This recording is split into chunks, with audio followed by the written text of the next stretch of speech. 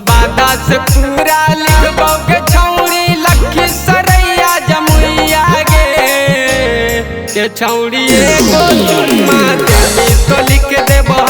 सिकंदरा के छौड़ी एगो चुम्मा देली तो लिख देबो सिकंदरा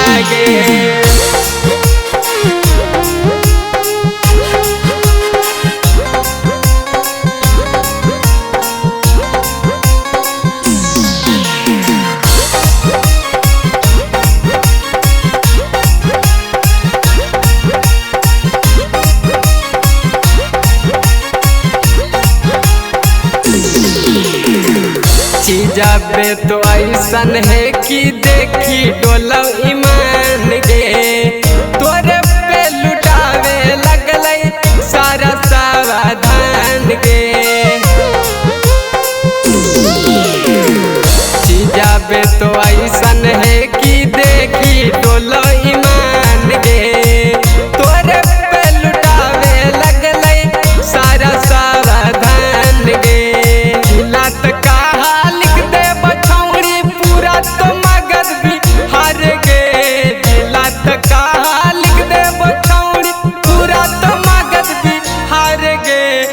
छौड़ी एगो चुम्मा देली तो लिख देबो सिकंदरा गे छौड़ी एगो चुम्मा देली तो लिख देबो सिकंदरा गे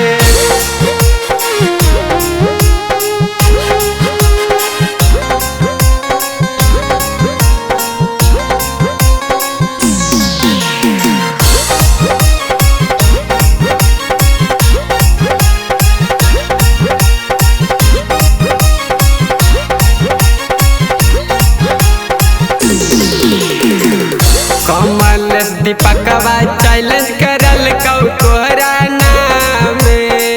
सोनुआ के कहिया देमी अपन सामान कमलेश दीपकवा चैलेंज करल कौ तोहरा नाम सोनुआ के कहिया देमी अपन सामान छौड़ा मगहिया करो है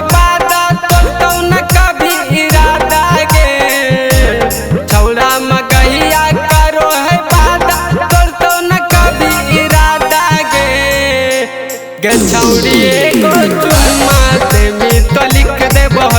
सिकंदरा गे छौड़ी।